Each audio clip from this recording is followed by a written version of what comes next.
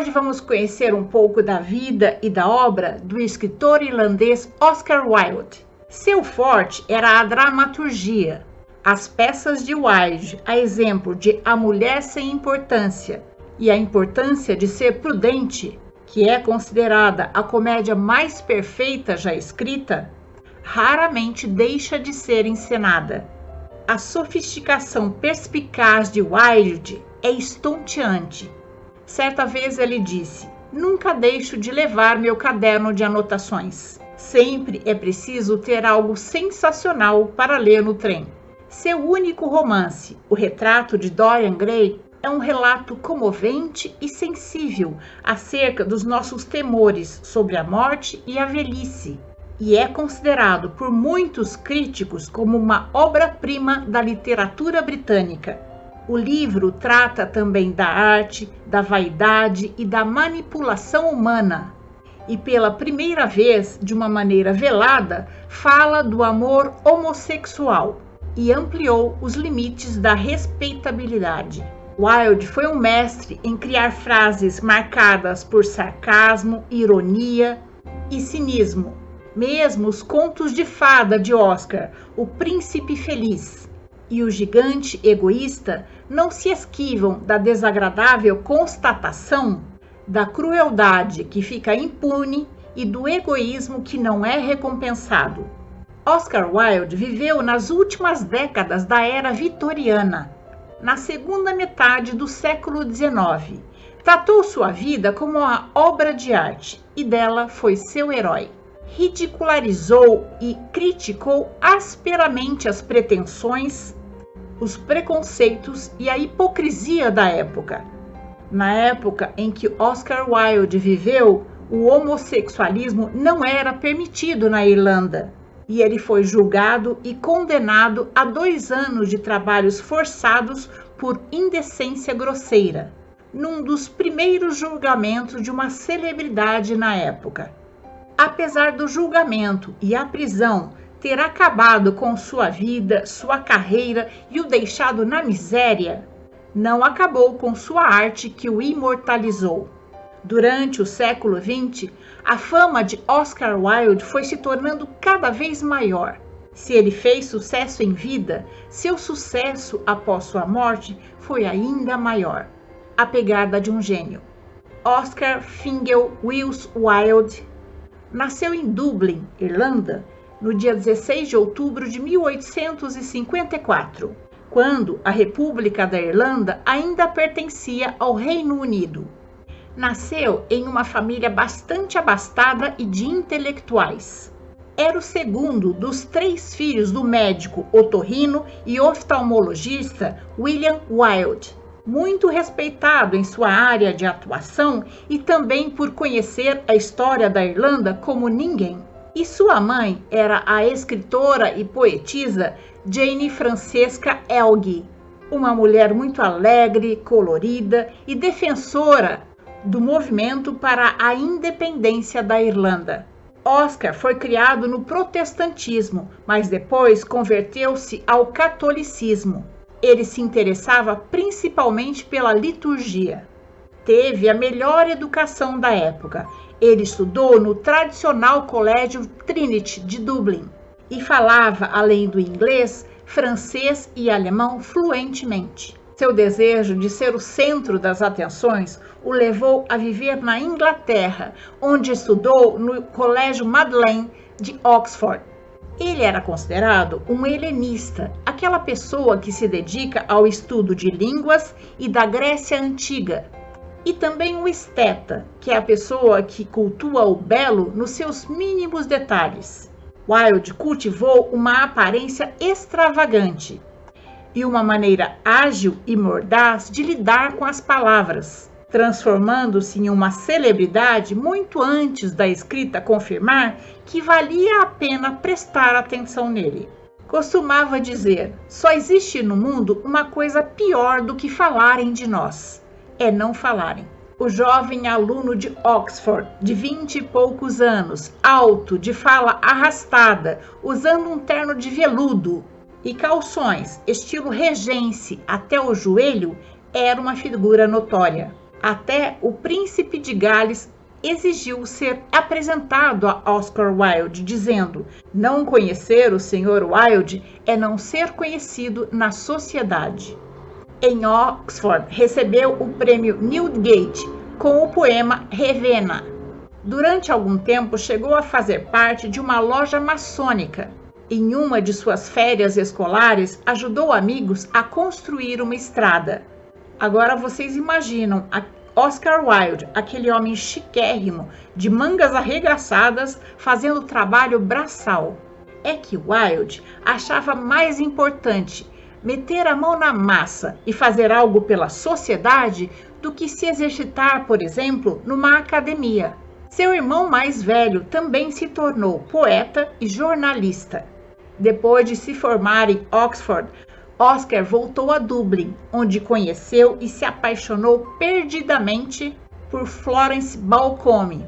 Ele chegou a pedi-la em casamento, mas ela já tinha aceitado o pedido do escritor Bram Stoker, autor do livro Drácula.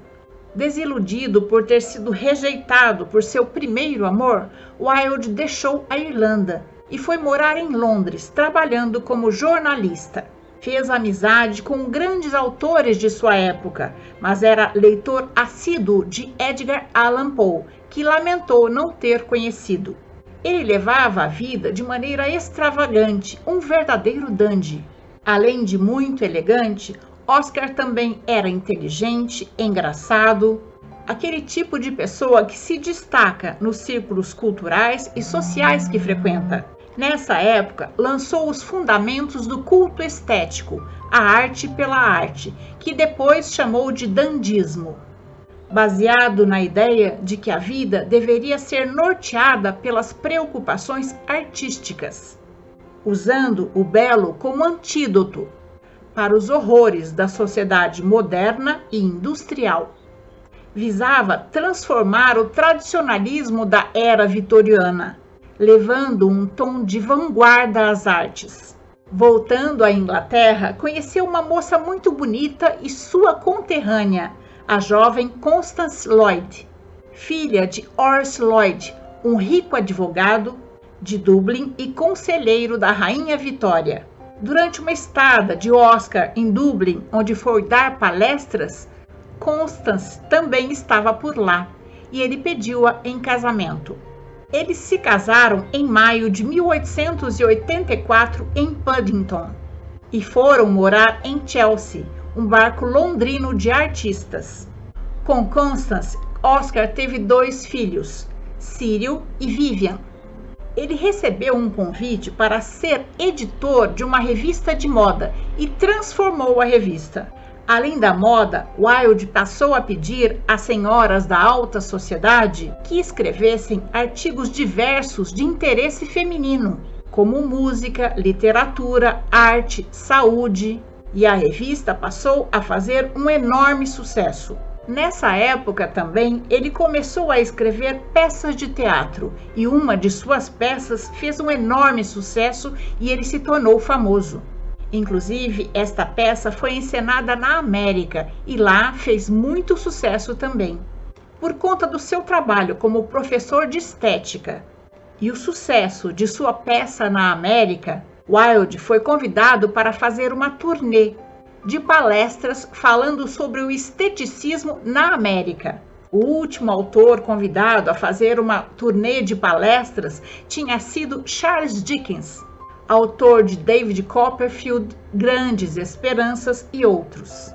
Ao passar pela alfândega nos Estados Unidos, Oscar disse: "Não tenho nada a declarar, exceto meu gênio." Tornou-se muito famoso na América também, o que não era pouco, porque os irlandeses no século XIX sofriam muito preconceito nos Estados Unidos. Uma noite, após discutir numa roda de amigos sobre as representações de Salomé na história, Oscar voltou ao seu hotel e escreveu uma nova peça, Salomé. A tragédia conta a história de Salomé, a enteada do tetrarca Herodes Antipas, que, para a consternação de seu padrasto, pede a cabeça de João Batista em uma bandeja de prata. como recompensa por dançar a dança dos 7 véus. Os ensaios da peça de Wilde começaram, mas a licença foi recusada pelo Lord Chamberlain e sua apresentação foi banida por se tratar de um personagem bíblico. Oscar ficou muito bravo e protestou contra a decisão da censura. Ele argumentou dizendo que os grandes artistas, escritores, pintores, escultores, músicos, tiravam alguns dos seus melhores temas da Bíblia. Por que então um dramaturgo estava proibido de lidar com as grandes tragédias da alma que melhor se adequam à arte? Mas a proibição foi mantida. Após o nascimento do seu segundo filho, Wilde foi perdendo seu interesse pela sua esposa e eles se tornaram sexualmente afastados. Nessa época, aos 30 anos, ele se descobriu homossexual. A homossexualidade de Wilde adquiriu a mesma fama de sua produção literária. Durante anos, a sua provocativa afetação havia suscitado rumores sobre sua preferência sexual, mas como ele era casado e pai de 2 filhos, ninguém tinha certeza. Em 1891, o poeta Lionel Johnson apresentou Wilde a seu primo, o Lord Alfred Douglas, estudante em Oxford, filho do 9º Marquês de Queensberry e conhecido pela sua família como Bosie. Foi paixão à primeira vista. Bosie era tudo que Douglas gostava, inteligente, bonito, educado, mas absurdamente destrutivo e egoísta. Wilde e Douglas passaram a ter um caso. Ele chegou a dizer uma frase que ficou muito famosa: "Posso resistir a tudo, menos às tentações." Oscar ganhava cerca de 100 libras por semana com as peças e seu salário na revista, e gastava tudo com os caprichos de Douglas. Bosie amava Wilde, mas queria variedade e apresentou-o ao submundo da prostituição gay. Alfred Taylor, amigo de Bosie, tinha um bordel masculino e ambos frequentavam o local. O pai de Douglas, o 9º Marquês de Queensberry, era conhecido por seus modos brutos. Ele batia na esposa, nos filhos e implicava com Douglas o tempo todo. Wilde viu-se em meio à briga de pai e filho. Queensberry seguia Wilde e Douglas e várias vezes fez ameaça aos dois por conta do relacionamento deles. Em junho de 1894, o Marquês chegou a procurar Oscar em sua casa sem hora marcada, o que era uma indelicadeza. E na companhia de um capanga, ele disse: "Se eu pegar você e meu filho novamente juntos em um restaurante público, vou espancá-los."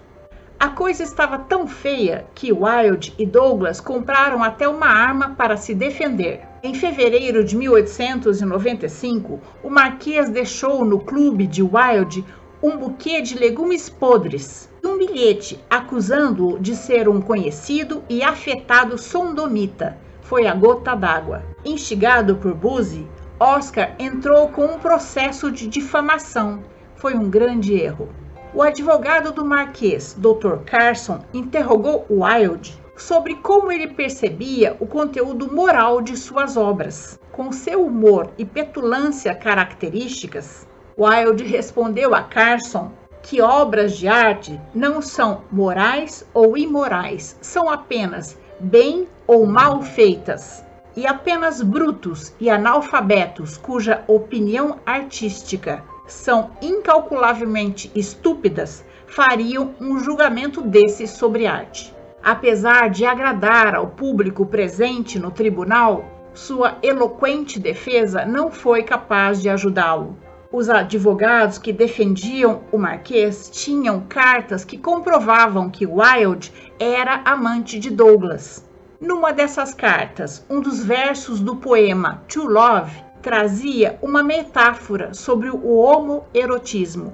E o promotor perguntou a Oscar: "O que é o amor que não ousa dizer seu nome?" O amor que não ousa dizer seu nome neste século?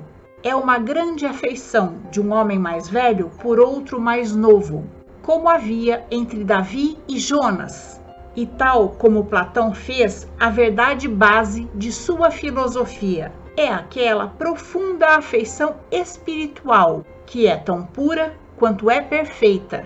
Ela conduz e preenche as grandes obras de arte, como de Shakespeare e Michelangelo e essas minhas duas cartas. É neste século incompreendido, tão incompreendido, que pode ser descrito como o amor que não ousa dizer seu nome, e por causa dele fui colocado onde estou agora. Essa resposta, apesar de bela e comovente, reforçou as acusações do comportamento homossexual de Wilde, que permanecia inquebrantável em sua honra de refinado intelectual e artista. E o julgamento terminou com o júri incapaz de chegar a um veredicto. A defesa de Queensberry então apelou e usou o próprio romance de Oscar, O Retrato de Dorian Gray, principalmente uma cena no segundo capítulo em que o cínico Lord Harry Wotton explica sua filosofia decadente e hedonista a Dorian, um jovem inocente, nas palavras de Carson, que tentava mostrar através do próprio livro que Wilde seduzia rapazes mais jovens, como teria feito com o filho do marquês, e passou as evidências, anunciando que havia localizado vários prostitutos que testemunhariam que fizeram sexo com Wilde. Seguindo o conselho de seus advogados, Wilde então desistiu da acusação contra o marquês. Queensberry foi considerado inocente, porque o tribunal declarou que sua acusação de que Wilde estava posando de sodomita era justificada. De acordo com a Lei de Libelação de 1843, a absolvição de Queensberry tornou Wilde legalmente responsável pelas despesas de Queensberry em seu processo de defesa. Os elevados custos do processo levaram Oscar Wilde à falência. Ele viu sua fama desmoronar. Seus livros foram recolhidos, suas peças retiradas de cartaz e todos os seus pertences leiloados por credores. Além disso, como a prática homossexual não era permitida na Inglaterra, Oscar Wilde também foi processado pelo Estado por indecência grosseira e condenado a 2 anos de trabalhos forçados. Alfred Douglas, o Buzi, que havia fugido para outro continente a fim de escapar da acusação, lamentou publicamente a prisão de Wilde a uma distância segura. Seus melhores amigos e ex-amantes, Robert Ross e Reginald Turner, tentaram convencer Oscar a fugir para a França. Porém, sua mãe o aconselhou a ficar e lutar. E como Oscar não queria ser chamado de covarde, ele então decidiu que a coisa certa a se fazer era ir para a cadeia. Oscar Wilde foi levado para a prisão, onde passou 2 anos fazendo trabalho forçado, que consistia em andar por muitas horas todos os dias em uma esteira colhendo carvalho e dormir numa cela fria, sem banheiro, onde aos prisioneiros só era permitido ler a Bíblia e O Peregrino, a viagem de um cristão à cidade celestial. O regime de trabalho duro, pouca comida e cama difícil consumiu sua saúde. Em novembro, Wilde, cansado e com fome, desmaiou na capela. Na queda, rompeu o tímpano direito. A situação era tão grave que ele passou 2 meses na enfermaria. Após a prisão de Wilde, Constance mudou seu sobrenome de seus filhos para Holland, a fim de dissociar-se do escândalo de Wilde, que foi obrigado a renunciar os direitos parentais sobre os filhos. Ela o visitou na prisão em 1896 para contar sobre a morte de sua mãe, Jane Wilde. Quando Oscar Wilde foi transferido para a prisão de Reading, começaram a se espalhar rumores sobre sua saúde e estado de espírito e uma suposta perseguição por parte das autoridades penitenciárias. Seu amigo Frank Harris, que em 1916 escreveria o livro Oscar Wilde, His Life and Confession, interveio em seu nome, apelando para a autoridade suprema, Sir Evelyn Bryce, escreveu para ele pedindo-lhe uma entrevista e nela contou o que sabia sobre Oscar, sua saúde, suas condições na cadeia, mostrando a ideia de que uma prisão não poderia se transformar numa câmara de tortura. Sir Evelyn concordou e pouco depois o diretor da prisão foi trocado e Wilde pôde receber livros e material básico para escrever. Solicitou então a Bíblia em francês, livros de gramática italiana e alemã, alguns trechos da Grécia Antiga, a Divina Comédia de Dante e os ensaios de Santo Agostinho. Na prisão, Wilde escreveu A Balada do Cárcere de Reading e De Profundis, de 1905, uma longa carta de 50.000 palavras a Alfred Douglas, o causador de sua desgraça. Não teve permissão para enviá-la, mas teve permissão para levá-la consigo quando saísse da prisão. A primeira metade da carta termina com Wilde perdoando Douglas para o bem de ambos. Na segunda metade, Oscar lamenta a qualidade do relacionamento dos dois. Bosie o teria destruído como artista, era o homem fatal, a cabeça da medusa, que transforma homens em pedras. Identificou nele muita arrogância e vaidade. Por exemplo, ele nunca se esqueceu de uma vez em que esteve doente, o que Bosie lhe disse na ocasião: quando não está num pedestal, você não é interessante. Da próxima vez que estiver doente, eu partirei de imediato. Wilde escreveu: ah, que grosseria de caráter. Oscar Wilde foi libertado da prisão em 19 de maio de 1897. Poucos o esperavam na saída, entre eles o seu melhor amigo, Robert Ross.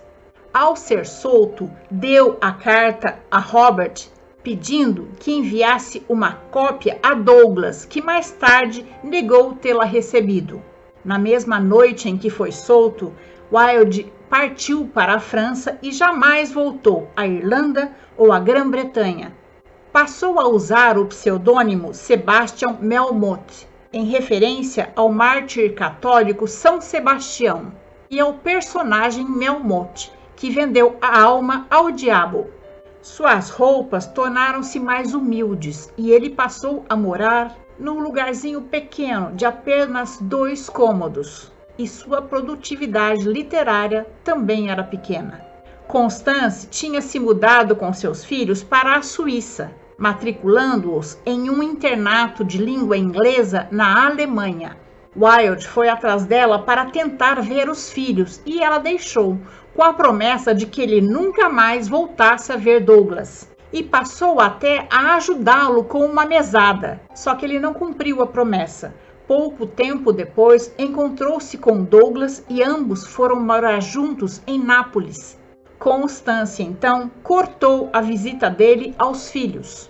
Ela havia ficado paralisada depois de uma queda na escada e faleceu em 7 de abril de 1898 após uma cirurgia na coluna. Não se sabe quais parentes passaram a tomar conta das crianças, mas o fato é que os filhos de Wilde sumiram do mapa. Wilde, então, passou a depender de Bosie, e o relacionamento deles durou só mais alguns meses. Oscar Wilde nunca se recuperou, nem física nem psicologicamente, da prisão e de ser condenado ao ostracismo por uma sociedade que antes o venerava como uma celebridade.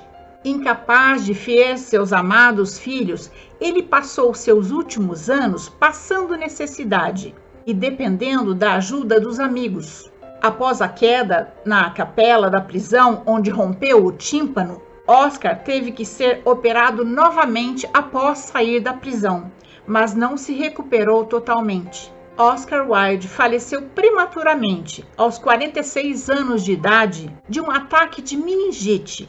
no dia 30 de novembro de 1900. Ao seu lado estava seu leal amigo Robert Ross, que disse que pouco antes de morrer, deitado em seu quartinho barato em Paris, Oscar murmurou: "Esse papel de parede é horrível. Ou ele vai embora, ou vou eu."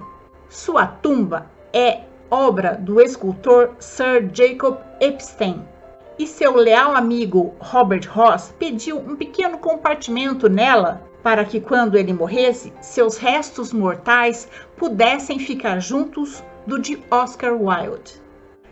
E essa é a nossa história de hoje. Eu espero ter contribuído para que seu dia seja bom. Se você gostou, deixe seu joinha, faça seu comentário, conheça as outras biografias do canal. Lembrando que o canal Loucos Biografias traz novas histórias toda semana no YouTube e em podcast. Encontro vocês na próxima biografia do canal. Até mais!